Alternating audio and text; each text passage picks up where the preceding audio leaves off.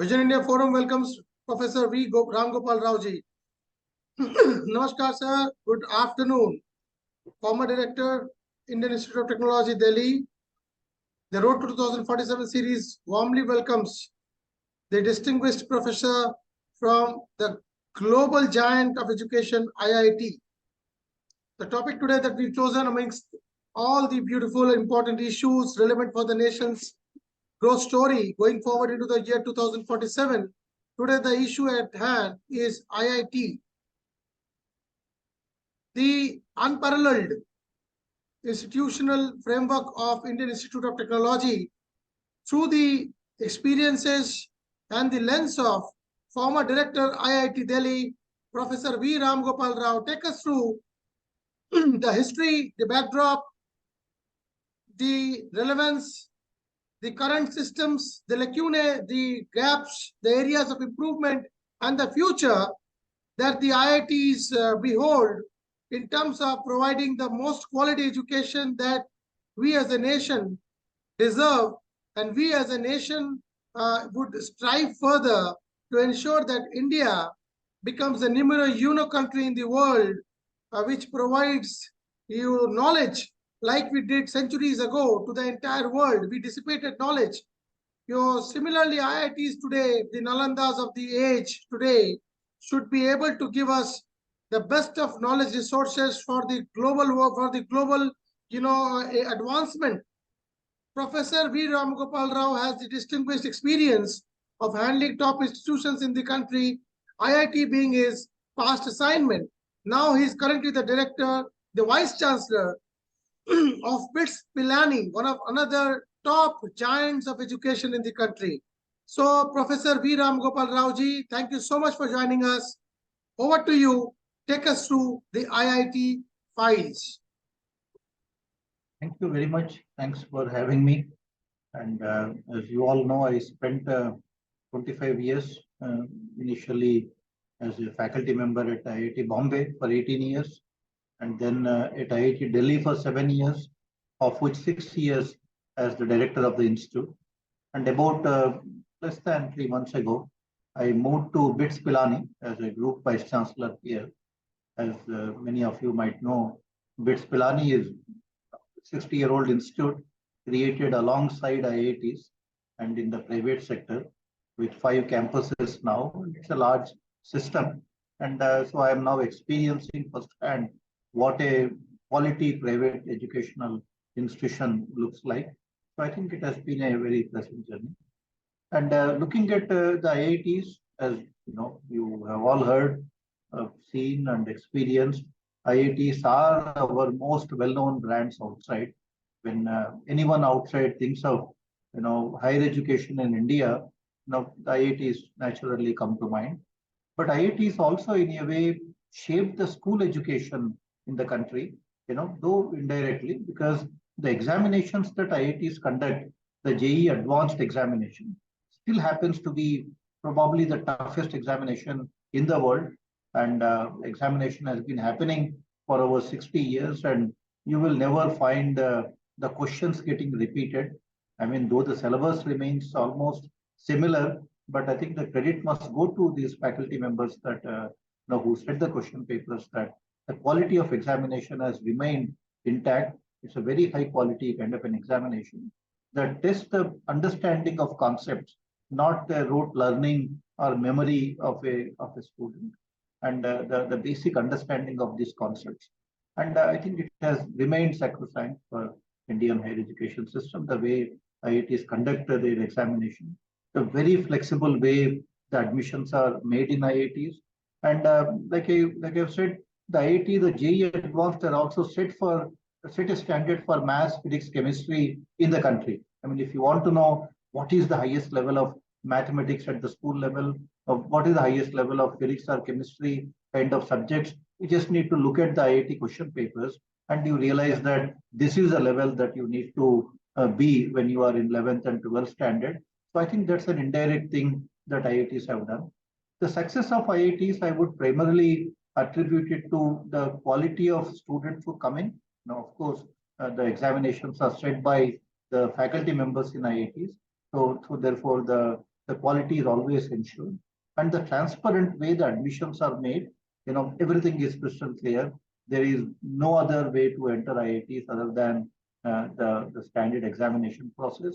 There have always been criticism that IITs don't admit students from other means, but I am not a great fan of doing so, because the moment you introduce any subjective element into the admission process, knowing the way the country functions, our VVIP culture, the autonomy, the sort of ethics in the society, anything that is subjective, my worry is it won't be merit anymore. I mean, there will be all kinds of elements trying to put pressure on the system and trying to, subvert the entire admission process. And so therefore, I think it's always good or bad. You have one examination, everything is transparent. You seek admission, based on that examination. I think that quantitative, the way that examination, deals with the student merit, I think at least the system has worked right now, and set a benchmark for the school education in the country, and so I have no qualms. But Rao Sahab, this interaction, please kindly allow us to also interact intermittently with you, because though it will disrupt the flow of your thought process, but at least we will be able to get answers to questions which come up, automatically in the course of your monologue. Here in the examination process you're talking about, since almost around 2005-6, if I correctly remember, the objective systems were introduced. Before that, we had the subjective systems. There have been a lot of criticisms about the objective systems being introduced. Yes, we do understand nepotism, and we do understand so much of, subjective assessments can also lead to, improper or inappropriate candidates entering by unethical means as well, or they can be subject to individual discretion of examiners. But objective also has a lot of criticism, and analysis, understanding the concepts, the factual concepts, and understanding of the subjects.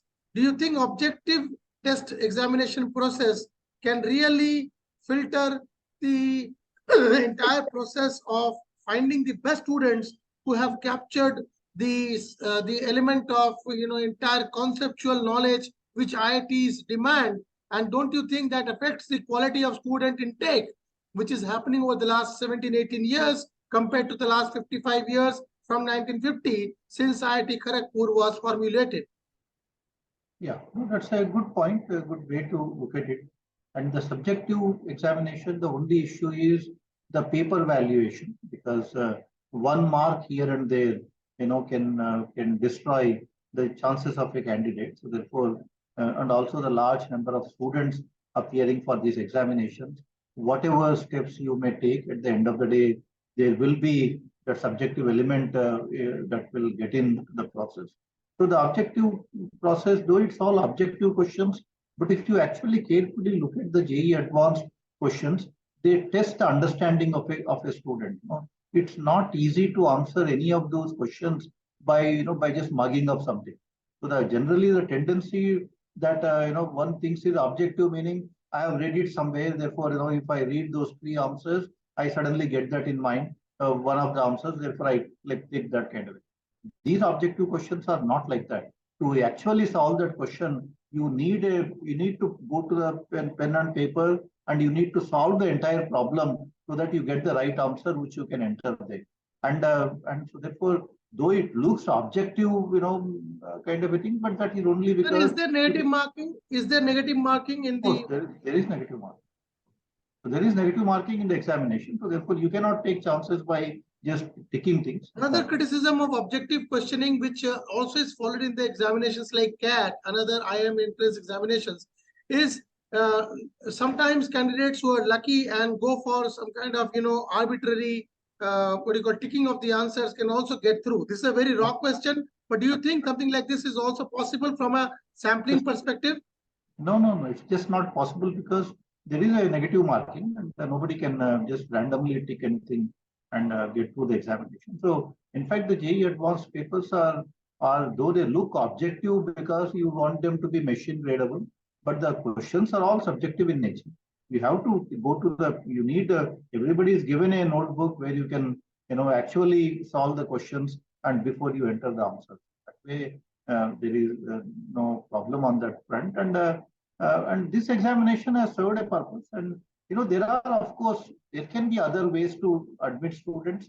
But for a country like India, I think, this has worked very well for IITs.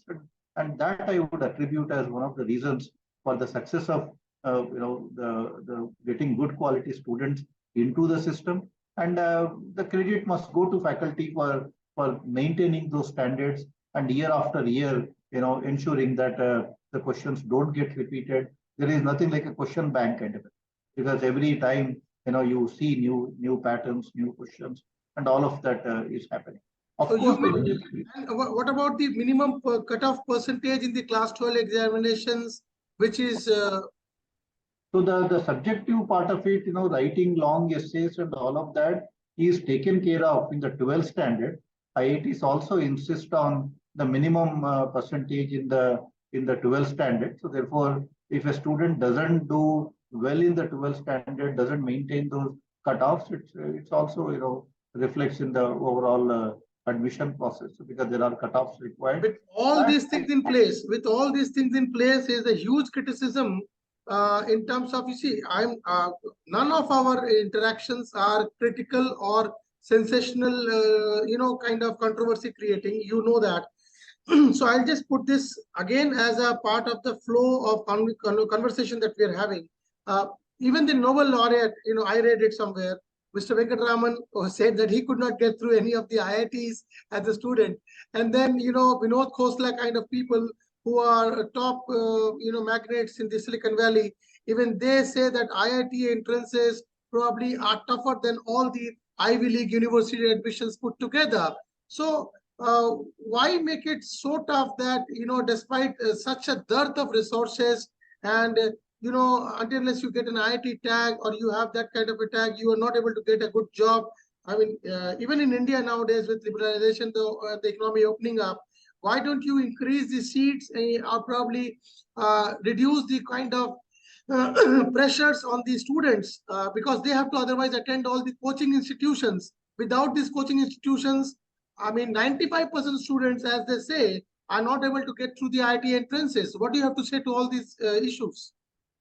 Of course, no, the blame doesn't lie on IITs for that. The blame lies on the country in not able to create, more institutions like IITs for undergraduate education. That this is basically the problem with IITs is the supply and demand. There are so few seats available, and there are so many students wanting to get in. Now, when that is the situation, then obviously the examination needs to be more to eliminate candidates rather than to select candidates. Because at the end of the day, if I have to pick up 1 out of 100, I cannot set a paper which is so easy that 90 students will get the same marks, and then you don't even know how to select these out of these 90 students. So these exams have unfortunately become tougher with time, simply because of the skewed supply and demand ratio, which is, I would blame squarely on the educational system in India. Why have we failed to create, second tier institutions which can offer as high quality education as IITs at the undergraduate level?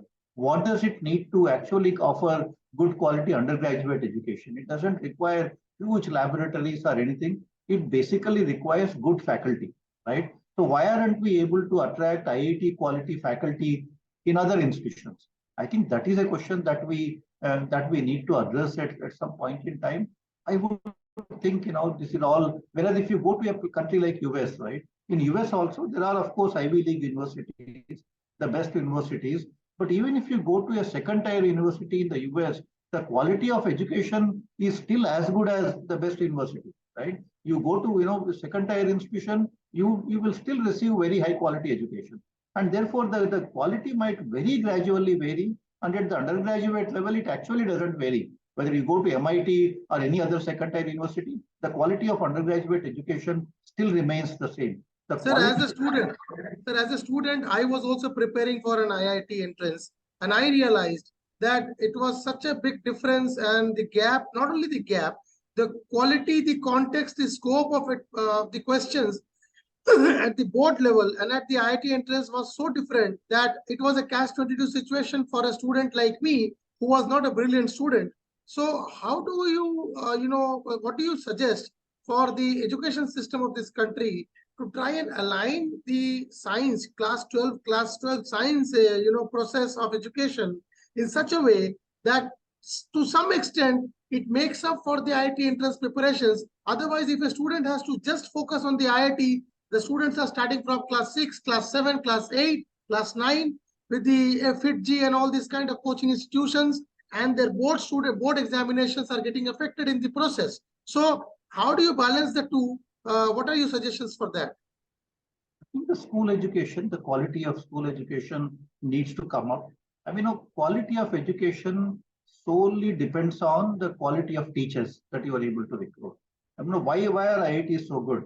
Of course, you get good students, but it's the quality of faculty. That's why IITs are so good, right? I mean, if I get the same, let's say 650 or 700 faculty of any of these top IITs, let's say IIT Delhi or IIT Bombay, to Ethiopia, they can actually create another IIT there. It doesn't really, it's the faculty who build IITs. It's not any other process. That same thing applies to schools too. A good school is the one where you have good teachers. I mean, the people who can teach at that level. Our inability to attract top talent into these professions is where the problem lies right now. It has to do with the social status of what we provide to these teachers, or the salaries that we provide to teachers. How many of us today want to become school teachers, right? I mean, because you want a certain quality of life, you want a certain social status. Obviously, the school teacher, wouldn't fit into your idea of what is that quality of life or anything. I think we need to look at some of these aspects more carefully than what we are doing right now. There are countries where school teachers are held in high esteem because the future of the country is being made today in the schools.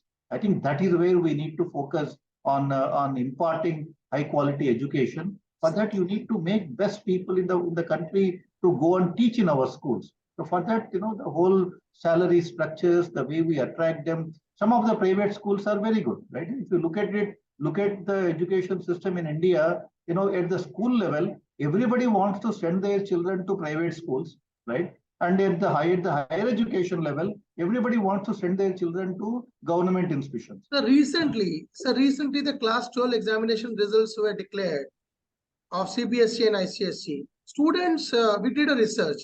Students scoring even 99%, 99.75% in their board examinations and topping schools, even they have rushed to quota for entrances. Then there is the issue of languages, wherein IIT examinations supposedly are conducted only in English and Hindi. And the regional aspect is also ignored. These two important issues, what do you have to say to this? Because getting the best education from St. Xavier's, from say Don Bosco, from a Doon school, and then scoring 99% in your board, and then again having to go to quota just to get the the license to go to IIT, and then the language issue. Sir, I repeat my question. What do you have to say? No, I think the answer lies in what I said earlier. Why is there so much of demand for IIT education? Because we think that other colleges are not good enough, right? And when you think that these are a handful of institutions are the only ones I want to get into, it's a large country, with over a million students wanting to get into these institutions. So obviously there are so few seats now. The examinations have become tough. Why? How do you make an examination tough? You can set very high quality question papers, but then what is the quality of a question paper? The syllabus is fixed right now, so you cannot suddenly set a question paper out of the BSc syllabus rather than from the 11th and 12th standard syllabus. So within the same syllabus, now you set whatever is the best question that is possible, which tests the understanding. But the time, right? Within a given amount of time, I need to be able to answer certain number of questions. That's another way, one can make these examinations tough. So in order to, select candidates, only a handful of candidates out of a large number of students who aspire to get into education, aspire to get into IITs, the examinations have become tough. Tough because of two reasons. One is the quality of questions, of course, which test the basic understanding, the time that is required to answer that question. If I can answer the question in 10 seconds, I will get into IIT. If I am answering it in 1 minute, I might get into some other institution. That's the only difference between The an IIT language issue, student and other student. language issue while conducting. I'll come to that. So therefore, if you need to answer these questions in the given time frame, then obviously you need to have the training to be able to quickly answer that question in the given time. And that is where what the coaching institutions basically do. Coaching institutions teach you how to answer these questions within the given time frame. I think they give you all those tricks that are required, to be able to immediately get to that answer rather than getting stuck with one question and trying to solve that. So that is a training part, which unfortunately, what the coaching institutes are there for, and what they basically train the students. So I think the problem again comes back to the supply and demand. We need more and more high quality educational institutions in the country which offer undergraduate education on par with IITs, like in the US system that I mentioned, the tier 1, tier 2 institutions in the US, the tier 1, tier 2 in India are vastly different right now, and that is what we need to be able to provide. So the question papers are set by the IIT Council. Question papers are set by IITs. All IITs participate that. Or the councils? No. Council is a separate body. The question papers are for each year for the conduct of the JEE advanced examination. One IIT is made as the nodal institute, organizing institute as we call it, and that institute will have involvement of all other IITs to set the question papers and all of that. So question papers are set by all the IITs, and while there is one organizing institute which actually takes the responsibility for organizing that particular year's thing, and which is on a rotation basis. Every year, a new institute a different IIT, will be roped in for conducting the exam. Now, coming to is there any coordination? Is there any coordination with the Ministry of School Education and the higher education under which the IITs fall? Because the gap in the kind of questions again is a very important reason why the students have to go to quota even after scoring 99.75% at the board examinations. Scoring in board examinations, scoring in IIT, the JEE advanced examination are two different things. There it's all subjective, theory kind of a thing. Here it's objective. Here you need to solve a problem, more analytical. There is no theory that you need to write in these exams. So I think these are two different patterns, and a student who is scoring well there may not be able to score well here. And for this, to be able to answer this many questions in this much of time, you need that kind of a training because of the competition that exists. So the time matters there. So that's all the reason for that. But there is no involvement of ministry in the setting of question papers as far as JEE advanced is concerned. The JEE mains is different. JEE mains is conducted by NTA, which directly comes under the ministry, but JEE advanced is entirely done by IITs and done at a completely different level as compared to any other examination. And here the involvement of faculty is very, very high. In fact, faculty members go to centers as invigilators, and they are the ones who actually stay there in the centers, physically present all the days of the examination to ensure that everything is conducted in a way which leaves no scope for any kind of an untoward incident. And that's the reason in JEE advanced exam, you never see any paper leaks, you never see any kind of problems in the conduct of the exam, because IIT faculty personally get involved at every stage of the examination, starting from paper setting to the complete valuation and admission of students. So whereas that's not the case with other examinations. And here, so that's one reason. And the other question you asked about the languages thing, I think it's very important. Right now, the exam is conducted in English and Hindi, but I would like to see, this exam conducted in more than these two languages, which is important for the country. I mean, we need to realize that.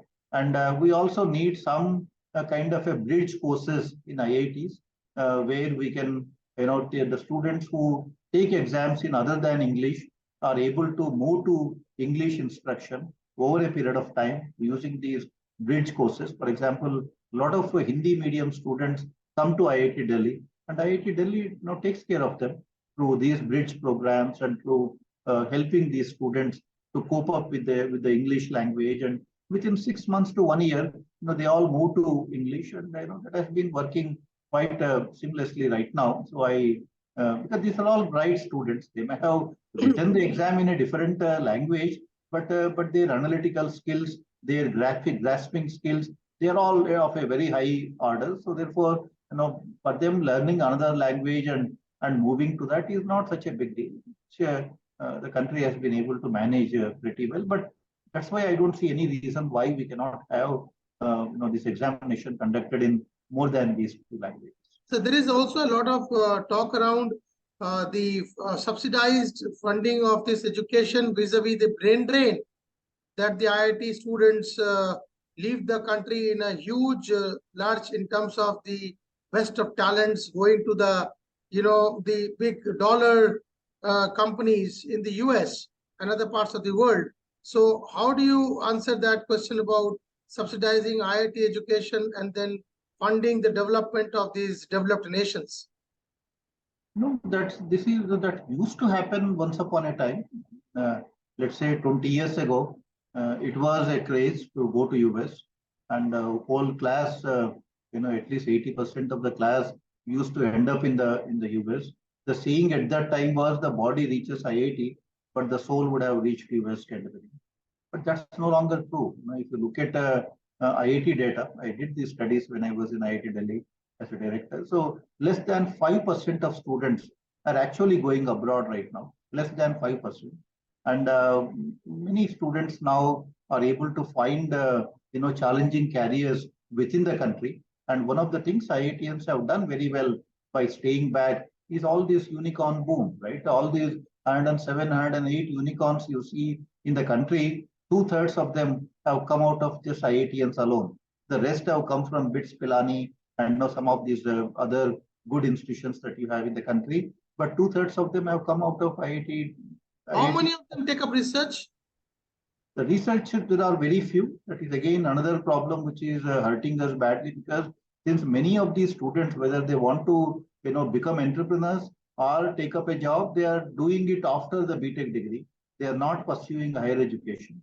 As a result, with a BTech degree, you can only get into areas which have a very low barrier for entry, right? Like from IT kind of a thing, or e-commerce or fintech.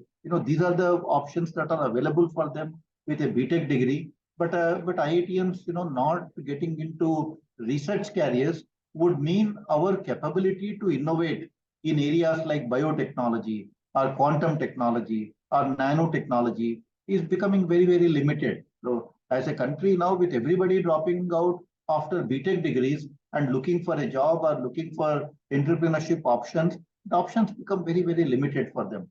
I hope to see, good students coming out of IITs or BITS Pilani kind of institutions, going to higher studies, doing a PhD, and still trying to do entrepreneurship. I think that's quite possible, because in these other areas, like what I mentioned in quantum technologies or nanotechnology kind of areas, you need that level of advanced training to be able to think of a problem and provide a solution. So therefore, I think the IITians are top students in our country not pursuing higher education is badly hurting us in getting into these deep technology kind of areas. And as a nation, we are now fixated on IT kind of jobs, and CSE as a kind of the only thing that everybody wanting to do, and fintech, e-commerce. But those areas are all saturated right now, and we need to encourage our children to pursue higher education. So now we'll get into a little bit about the barrier for entry.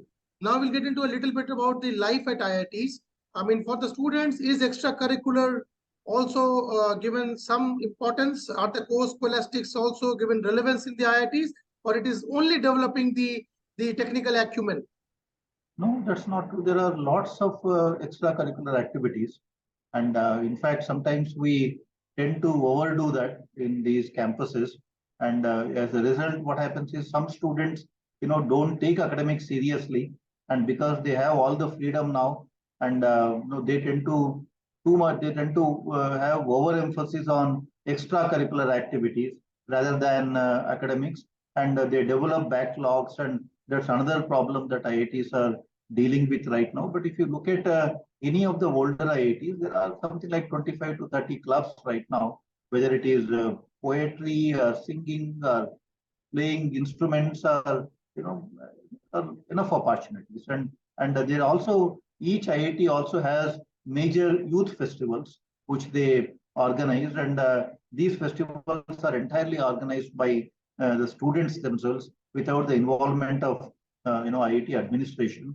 They even raise funds. In fact, many students subsequently do well in their career because of their experience of handling these events on the campus entirely on their own.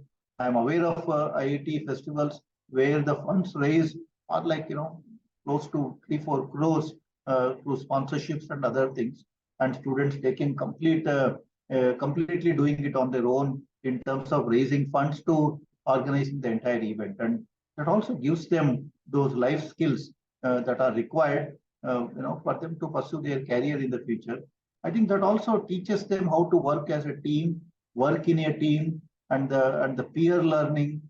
These are all very important aspects of IITs. And one of the successes for IITs is the residential model of campus. Everybody stays on the campus, the faculty, staff, students. The same is true of BITS Pilani. That's why the BITS Pilani system also has done very well. So these are all residential campuses where everything happens. So there is a lot of bonding that happens between the students in the hostels, and whether it is through organizing events or staying in the hostel all the time, is what they form those lifelong bonds, and which help them a lot in their career. So that's another unique system about IITs being completely residential kind of camp. So you got this technology boom nowadays. Online education has taken over since the lockdown days. I mean, you have the top students in your institutions who have cracked the so-called the mantra of IIT entrances, and these students can really be a big source of resource as far as some crash courses which could be given out to school students across the country. Do you also encourage such kind of activities for your by your students? We were doing that. When I was the director at IIT Delhi, we had started a program called IIT PAL, IIT Professor Assisted Learning. And in the IIT Professor Assisted Learning, which was entirely funded by the Ministry of Education, we were recording 200 hours of lectures, each in maths, physics, chemistry, and biology, about 800 hours of lectures for 11th and 12th standard students based on the NCERT books, and completely free. So we had the best teachers in IITs who also set the IIT question papers to deliver lectures for the 11th and 12th standard students, make them available through the IIT PAL program. They're all available online for free, and the students can access them. As part of that IIT PAL, we were involving the IIT students. That was the whole plan which I had in mind, involving IIT students to solve the question papers, right? Even tell the students the tricks of how to solve these papers. The faculty members will teach the concepts. Then the students of IITs who have already gotten into the system, they will actually solve the question papers and tell them how to do that efficiently and within the given time frame and all of that. That was the idea. So we were actually doing something similar as part of the IIT PAL program. Industry academia collaborations, your expectations? I think that is one thing that needs to happen in India more and more. Right now, it's not at the level that any of us can be happy about. I was in a CII. I was in the CII annual general body meeting, a few weeks ago, and where I was again addressing a lot of the industry professionals. And I think my complaint has been that it hasn't. Industry is also not doing their bit, in fostering those kind of relationships with academia, and they're all very short-sighted, working from quarter to quarter kind of a thing. Whereas the collaborations with academia take much longer to fructify. You can't expect that I started a project and within a quarter I will get some results kind of it. Because those kind of projects, even the faculty will not be interested in.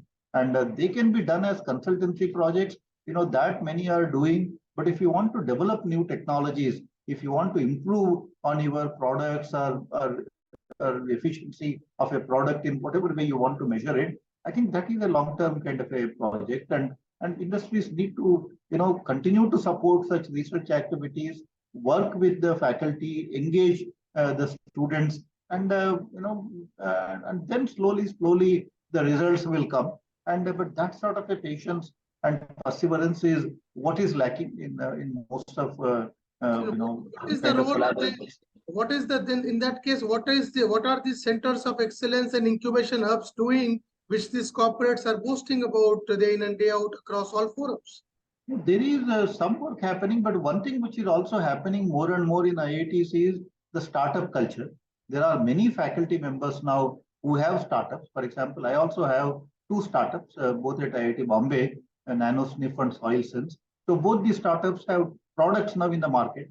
In fact, many airports in India have the explosive detectors, sold by NanoSniff, which is a commercial product now. And the same is true of SoilSense, which is selling technologies to multinational companies and Indian farmers for agriculture. So all of these are deep technology products, which have taken almost like a decade of effort to develop. And now, in the absence of any industry taking up these technologies and commercializing, we have been able to start a company, raise private investment, also use the government sources of funding, and now we have been able to successfully get these products into the market. So in the absence of industry collaboration, it is not that other things are not happening. In the absence of industry collaboration, we have found other models for getting these technologies to the market. And I can say that now in India today, particularly in IITs, that and even in BITS, Pilani kind of places, that process is enabled for faculty to become entrepreneurs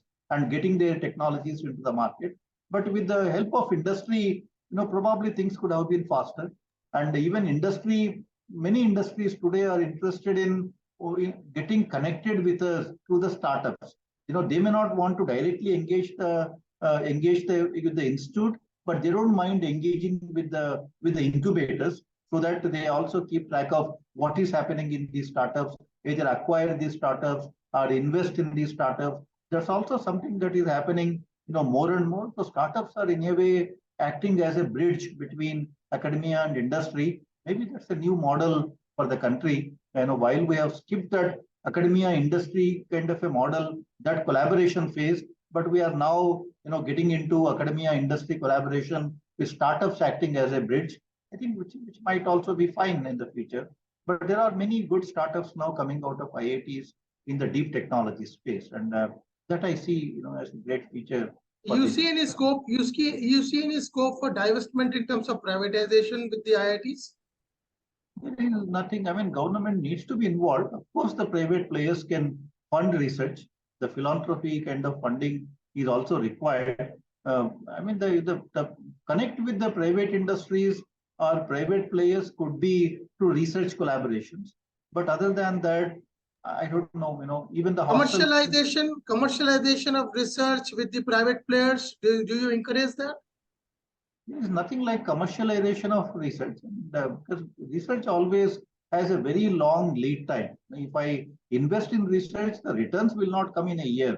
The returns will take at least 4 to 5 years. I need to do research. I need to develop the prototype. I need to develop the product. I need to launch that. That whole process sometimes can take 5 to 10 years of time frame.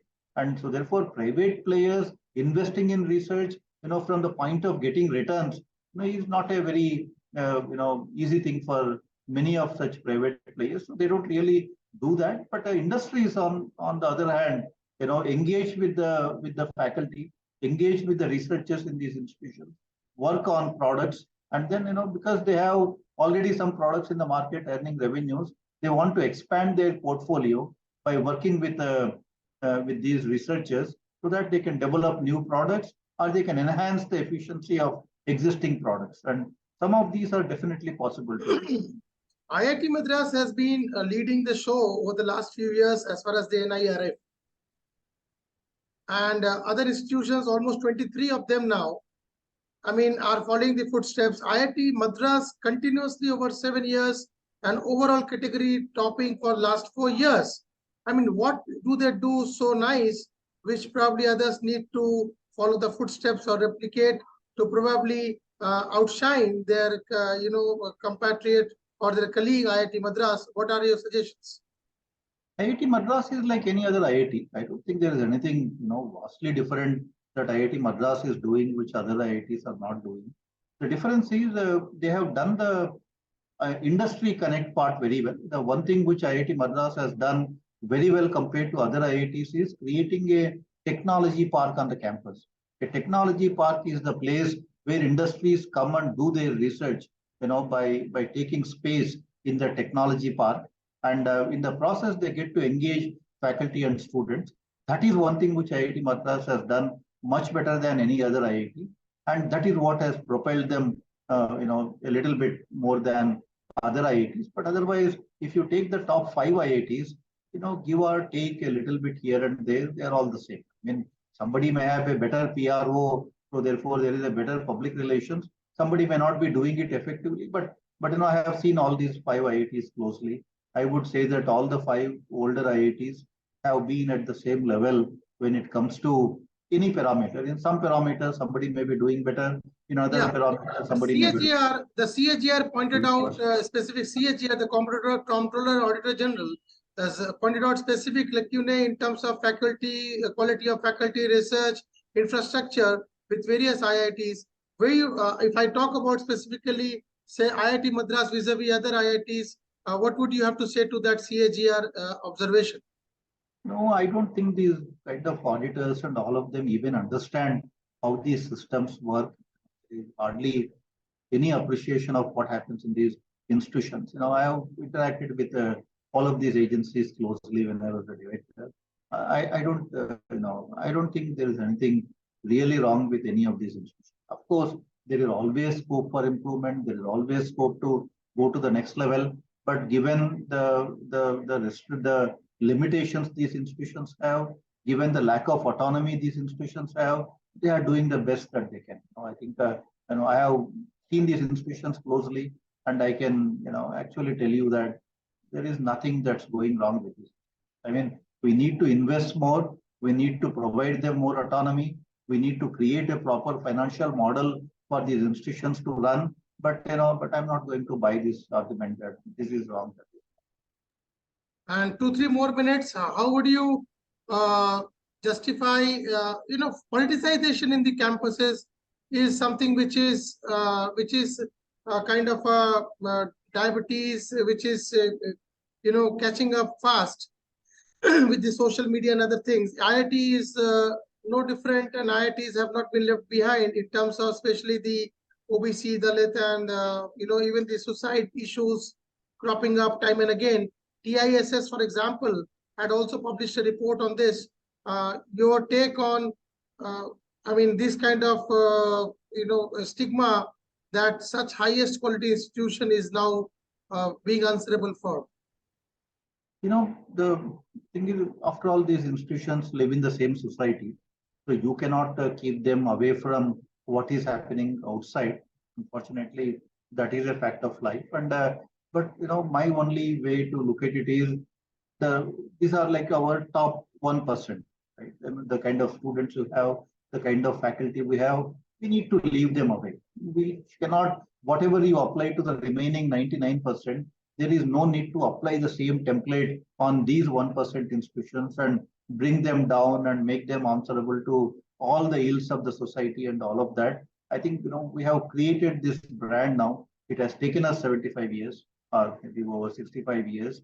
And I think it's such a tiny fraction which shows the way. I mean that 1% that you have in those IITs is the future. I mean, these are the best people.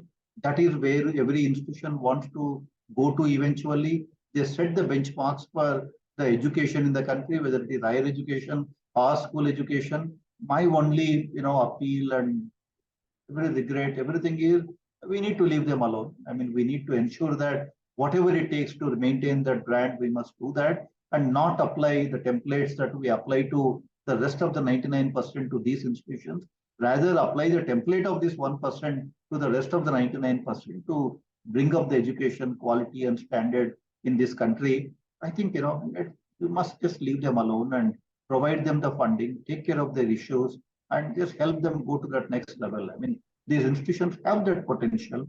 They can actually become the MITs and Stanfords, if only we do certain things right. I have written articles about it. I have, been giving talking about these issues in these institutions. But to me, I think we need to, do everything possible to make IITs, become MITs, in the near future. The recruitment process of faculties and administrative staff, do you think it is very, very professional at the IITs? It is professional. I mean, there was a certain way how the faculty were getting recruited, which has been the reason why these institutions have actually become whatever they are today. I mean, without those processes, nothing would have happened. I mean, like I said, what is the difference between IIT and NIT students? Nothing. NIT students are as bright as the IIT students, but it's the faculty that IITs are able to attract, and the culture that exists in these institutions, again, which has been primarily responsible for for which even the faculty need to take a lot of credit for. I think as long as they are able to attract the same quality faculty, I think these things will remain the same. And if by any reason, for any kind of a process, if we lower the faculty quality, I don't know after that what will happen. I mean, the IIT is not the allegation. It's just an observation that most of these, within the last 1 or 2 minutes now, I mean, IITians are also alleged that most of them, after their education for technical knowledge, they take up IIMs, they go into some other field. Research is again very few. So ultimately, what is the future of technology if a particular percentage doesn't have anything to do with the electrical engineering or the mechanical or the civil engineering that they have been trained for, and they finally land up, managing an insurance company? I mean, what does a mechanical engineer do by managing an insurance company? The way to look at it is, BTech is a very first degree, and engineering is also, a process. Right? If I have been trained as an engineer, and if I am given a problem, I would approach the problem completely different from the way an art student will approach them. So engineering is a way you think, right? So I would look at a problem very differently from somebody with a different kind of a background. I think as long as you apply those problem solving skills, it could be in a UPSC kind of a service, or it could be, selling soaps and all that. I have no issues. So my only, issue is whatever we do, that excellence has to be there. I mean, there has to be that trademark that if an IIT does that. So I think you anyways have those management institutions inside your IITs. If I correctly remember, as a student, I went to IIT Bombay for a few months for some training, and I used to see that IIT Somaya or something was there. I mean, what is the difference between an IIT going to an IIMs and then becoming a manager somewhere of an insurance company, or somebody passing out as a management graduate with an MBA or a PGDM from an IIT? What would be the difference in that case? IIT MBAs are usually more technology-oriented MBAs, more research-oriented MBAs. IIT business schools usually, do more research, publish more papers, but they will have lesser industry connect as compared to IIMs for that matter.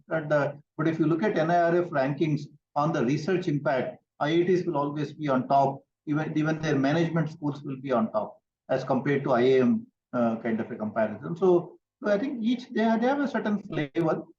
I think IIT schools have a different flavor from IIM schools, more technology oriented, which is good. I think that's how it should be. I don't see anything that needs to change on that front. I mean, there can be different comparisons. Sir, final question: comparisons between BITS Pilani and IIT Delhi. What can they both learn from each other? BITS Pilani, actually, many people do not know there are a lot of good things happen in BITS Pilani, which IITs have no idea about, or even if they have an idea, they don't even know how to implement it. For example, the practice school concept that exists in BITS Pilani, right? Students have a 2-month practice school, which is like internship, followed by a 6-month practice school. In one semester, they spend time in an industry. In IITs, usually the internships, we leave it to the students. You go and find an internship kind of a thing. In BITS Pilani, year after year, for over 3,000 students, the institute organizes these internships. And it is all paid internships. So now imagine every year for about 4,000 students, institution organizing these internships, the paid internships in different industries is not an easy thing which anybody can actually do. And that is a very unique experience because students get to spend almost 8 months as part of their 4-year program in industries. And that gives them a complete idea about how industry functions. They become industry ready at the end of the day. And in fact, the pre-placement offers, if you see, BITS is #1 in that respect. Year after year, over 1,000 students get the pre-placement offers. In IITs, that number is about 300, 400, 500 kind of a thing. And BITS Pilani gets over 1,000 offers, the pre-placement offers. I think these are some of the unique things that BITS does. BITS has been doing the dual degree programs for a few decades now.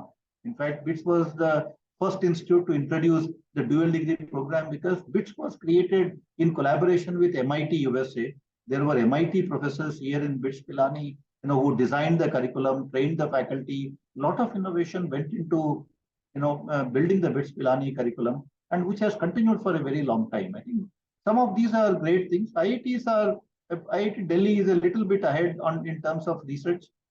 There is a much higher, more number of faculty, more research happening in IIT Delhi. But BITS Pilani is again catching up on that. In fact, we have put in place various schemes. There are about 1,800 PhD students in all the BITS campuses.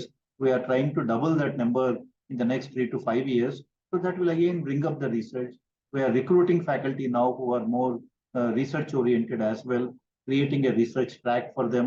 I think some of these we are trying to do, but all of these are good institutions. So, you need, like I said, you need a lot of good institutions in this country because we have so many students who need to be educated, who need to be provided high quality education. So I think we need more IITs, we need more BITS kind of systems. We need many more such good institutions in this country. Everybody I has think a what these Birlas and these Tatas with the Tata Administrative Services also following almost the same kind of footsteps in terms of creating the best of administrators in the world. I mean, what they are, but that is for internal consumption, internal captive consumption or backward integration of the knowledge resources. BITS Pilani, the kind of resources is giving out to the country and to the world out of its own resources is something. And is it commercial? Is it a commercial proposition? Is it a kind of a social venture? There is nothing commercial about BITS Pilani. All accounts are transparent. All admissions are transparent. The admissions are as transparent as IITs. Anybody can come and check anything. And so all here we go, sir. Here we go. We understand that the IITs, they're doing a fantastic job over the last 7 decades. They need to learn a lot from private institutions of the almost same level and quality like BITS Pilani for them to perform much better, for them to excel further and to utilize public money in a much better way so that people who are coming out of these IITs are much more, responsible and much more, resourceful candidates and citizens, global citizens, especially considering now India is the president of the G20 summit for this particular year. Let's take a pledge that soon India's education system will have more such IITs and we shall have more such technocrats coming out of these IITs who will rule this world, and in turn, India will also rule the world. Thanks to you, Professor Rao. People like you are responsible for creating such great resources for the world. The world should be, thankful to people like you. Thank you, sir, so much. Jai Hind. Namaskar. See you soon. Thank you.